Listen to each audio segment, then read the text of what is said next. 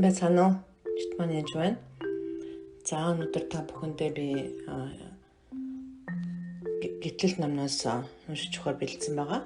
Тэгээд ямар ч утгаан бэ гэхээр та бүхэн цөлийн үйлдвэрлэлийн тухай сонсож байсан байх л да. Тэгээд цөлийн үйлдвэрлэлийн тухай бичсэн номууд ч бас байдаг. Ганцхан Джон Беверч биш, олон 1500 600 олон зууны өмнө бичсэн номууд хүртэл байдаг. Тэгэхээр ерөн цөлийн үйлдвэрлэлт гэж юу гэж байгаа юм бэ гэхээр бид нарыг сордог, бидний амьдрал байдаг тийм хэцүү салхишуурхтай тийм газар л та. Тэгэхээр гитлэл ном бол яг Египтээс гарсан ном гэсэн. Тэгэхээр тэр номын хувьд ч гэсэн бас номдэр юу байдаг гэхээр израильчууд маань одоо амлагдсан газар руу орохоос өмнө цөлд нэлээд удаан явдаг байгаа. Уг нь бол ихэнх хүмүүс нэг жил яваад л дуусчих байсан боловч зөндөө олон асуудлаас болоод уцаан гэж ярьдаг ба. Тэгээ ямар ч лээсэн гэсэн тэд нар 40 жил цөлд байдаг ба. Тэгэхээр 40 жил цөлд байх хугацаанд бол бурхан тэдгээр хүмүүсийг хоолж, ундалж, дээрээс нь бас усаар хангаж тэгээд хувцас нур мөртлөө урдахгүй байсан тухай Библиэлд бичигдсэн байдаг ба. Тэгээд цөлийн удирдлаар явж байгаа хүмүүсийг харах юм бол бурхан ямар нэгэн байдлаар хангадаг. Хоолгүй байх юм бол хоолоор хангадаг, орон байргүй ч юм уу байх юм бол орон байраар хангадаг. Заримдаа одоо тийм Монголд байх хэвээр Америкт ч юм авчраад эсвэл өөр газар аваачаад ингээд одоо маш их тийм хэцүү замаар явуулдаг байгаа л да. Гисэн хэдий болож бурхны нэг үсэл өдөр болгон байж тэдгэр хүмүүсийн орон байр, хуцаа янз бүрийн хангадаг байгаа. Өдөр болгон бурхны нэг үсэлээр явдаг. Өдөр болгоноор л явдаг. Яг мана шиг. Тэгэхээр би мана гэдэг тухай уншиж өгч бодсон. Египтээс гарсан 16-гийн 7-оос 16. Тэгэхээр та нар эзний алдрыг өглөө харнаа. Учир нь өөрийнх нь эсрэг гаргасан та нарын гомдлыг эзэн сонсдог. Бид хэн болоод та нар бидний эсрэг гомдлоод байгаа юм бэ гэж Мосе эзэн оройн та нарт идэх мах өгч өглөө та нар цадтал талах өгнө. Учир нь өөрийн эсрэг гаргасан та нарын гомдлыг эзэн сонсдог. Бид юу юм бэ? Та нарын гомдол бол бидний эсрэг биш ээ, харин эзний эсрэг юм гэв. Израилийн хүүгүүдийн гомдлыг би сонссон. Тэдэнд үдшийн бүрийгээр та нар мах идэж өглөө талахаар шатах болов. Би та нарын бурхан эзэн гэдгийг та нар мэдэх болно гэж хэлгэв. Орой болоход бүдэн шууд нисэж ирээд хуаран бүрхүү өглөө нь хуаран гэргэн тойрон шүүдэр буусан байв. Шүүдэр арилахад цөлийн гадаргуу дээр жижиг бөөрөн хийх яруу шиг жижигхэн зүйл газар дээр байв. Израилийн хүүгүүд түүнийг хараад юу болохыг нь мэдэхгүй учраас би биесээ энэ юу вэ гэж суцгаав. Мосе тэдэнд энэ бол эзэн та нарт идүүлэхээр өгсөн талах юм аа.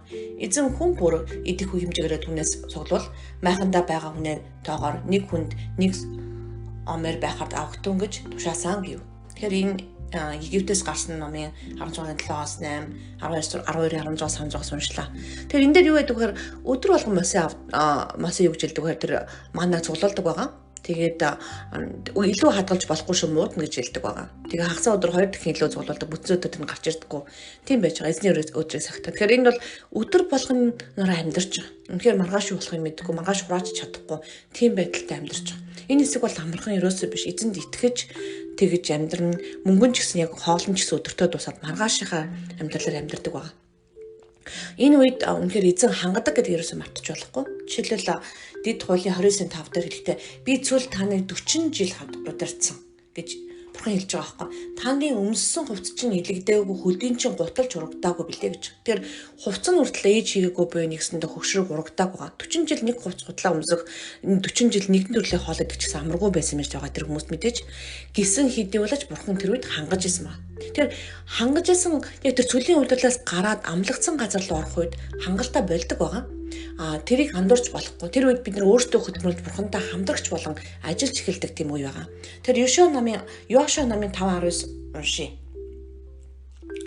За дараа нь эзэн Йошуад өнөөдөр би танаас Египтийн зэмлэлийг зайлууллаа гэв. Тийхүү энэ газрыг нэр өнөө хүртэл Гэлгал гэгддэг юм. Израилийн хүүгүүд Гэлгалд буудлаж байх зураа уг сарын 14-ний өдрийн орой Ерохогийн тал газар дээр дээгүр өнгөрөх баярыг тэмдэглэв. Дээгүр өнгөрөх баярын дараагийн өдөр нь тэд газрын үр шим эсгээгүү талах болох хуурсан үр дээрээ идэв. Тэд газрын үр чимээс шимийг хүртснээс дараа өдөр нь мана дууссан бөгөөд Израилийн хүүгүүд дахин манаг авсангүй. Харин тэр жилийн туршид тэд Канаан нутгийн ургацаас хүртвэ гэж. Тэр үнээр өөртөө хөдөлмөрлөн ургац болж амлагдсан газарт үнээр ажиллаж эхлэх үед бидний бурхны дэрх мана буюу дуустдаг баг. Тэгэхээр энэ бурхан хангамжаа болцсон гэсэн үг ш харин та хамтарч ажиллах өөрөө ажиллах тэм цаг болсон гэсэн. Өөрөө ажилдаг нэгсэндээ зүгээр л дандаа тэр хүнээ гараар одоо гэдгийг хүүхдэр болвол хүүхд хөдлөөд явжээ гэж бодъё те. Ямар нэгэн хэцүү үе зав. Тэгээд тэр хөдөлж явсан хүүхд маань том болчихвол өөрөө аяндаа хоолоо олж иддэг байгаа. Өөрөө ажиллаж хөдөлмөрлөдөг байгаа. Тэгэхээр хүүхд чи хэрэг өсөхгүй байх юм бол асуудалтай байстай. Чи нэг хүүхдийг хөдөлсөн, хөлд ортол нь 2 жил, 3 жил хөдөлсөн байл л да. Тэгээд 4-5 жил хөдлөх юм бол хүүхдэд ямар нэгэн өвчин байна гэсэн. Өсөхгүй байл асуудал байна гэсэн. Тийм болохоор Бурхан өндөр хөтлж явж байгаа тэр цөлийн улаалаар явах үед бид нар үнэхээр шигчдэд цайжирдаг байгаа. Тэр үед Бурхан үнэхээр хөтлж явдаг байгаа. Гэхдээ дараа нь хамтрагч болох үед хөтлж явах болоод манай амд нь манай хийх шаардлагагүй болдог байгаа. Тэгээ тийм учраас бид нар өөртөө хөдөлмөрлөж тэр талхаа идэх үед яг тэр үед ургацаа авч эхлэх үед нь эзэн тэр хоолыг өгөхөө манайг зогсоосон байдаг байна. Тийм учраас бидний амьдралч гэсэн бид өөртөө хоолоо олж идэх тэр цагууд ирдэг. Эзэндээ хамтрагч болгон ажиллах цагууд ирдэг. Тэгээ цөлийн үйлрэлд явж байгаад гарсан хүн бол Бурхан тэр үед намайг хангаж байсан. Одоо яагаад хангахгүй байна гэж ойрлох цаг заримд ирдэг. Тийм биш шүү. Харин та Бурхантай хамтарч ажиллах цаг болсон, үржүүлэх цаг болсон гэсэн үг. Үнэхээр тариагаа тариад ургацаа хураана гэсэн үг. Тэгээд эзэн үржүүлж өгнө. Эзэн тантай хамтардаг байгаа.